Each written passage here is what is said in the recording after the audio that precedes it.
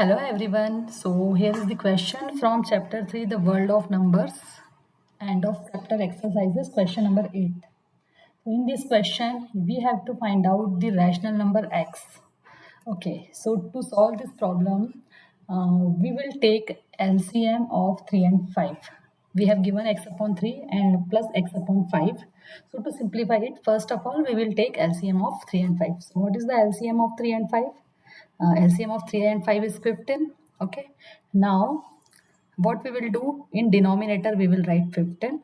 Okay, now see the first rational number, its denominator is 3, so divide this LCM by denominator of first rational number. So 3 5s are 15, we got 5, so this 5 will be multiplied in numerator, so we will get 5x.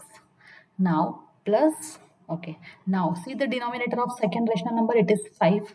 Now divide this LCM by 5. So 5 1 is 5, 5 2 is 10, 5 3 is 15. We got 3. 3 will be multiplied to numerator of second rational number. So we will write 3x. So we got in numerator 5x plus 3x equals to 16 upon 15 as it is.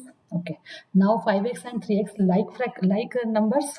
So just add them. You will get 8x divided by 15 and equals to 16 upon 15. Now see the LHS and RHS, their denominators are same. So if their denominators are same, they can be cancelled out. तो 15 15 cancel हो जाएंगे. अब हमारे पास सिर्फ क्या बचा, 8x equals to 16.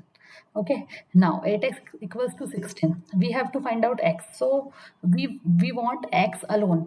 So 8 will go to RHS in denominator of 16. So it will be x equals to 2. So the rational number x is 2. Thanks for watching. For more solution of grade 9 mathematics, just like, share and subscribe. Thank you.